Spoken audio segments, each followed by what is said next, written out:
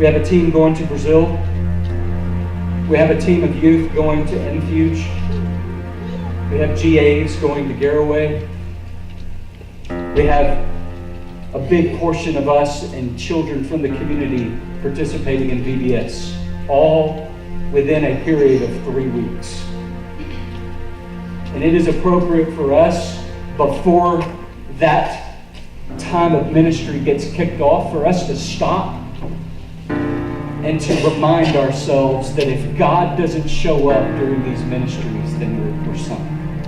And Ezra is mourning over the sin of his people. He's distraught that God's people are not obeying God.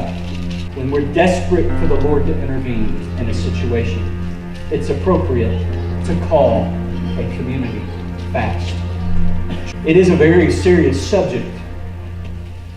I want us to be attentive to what God's Word has to tell us. We are going to enter a week of prayer and fasting, and I want you and I want myself to understand what that means. If you've never fasted, the possibility is that those words would scare you to death. Wow, this is weird. We haven't had a week of prayer and fasting at our church, maybe in a long time, maybe ever. That's weird. No, it's not weird. It's weird that we haven't. Amen? It is a sin against holy God that we do not fast.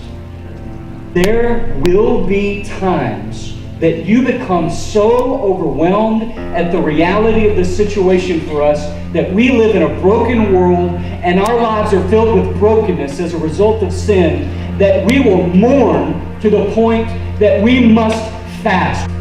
What God is not asking from us is to hurt ourselves so that it would please Him. What He's asking of us is to be so sincere in our faith that we would get so mournful over the state of things, whether it be in our church, our country, our state, our family, our personal life, that we must do nothing else but pray. We must do nothing else but call out to God, because we get that desperate. The kind of desperation that we get if we're in a hospital room for several days and we simply don't want to eat.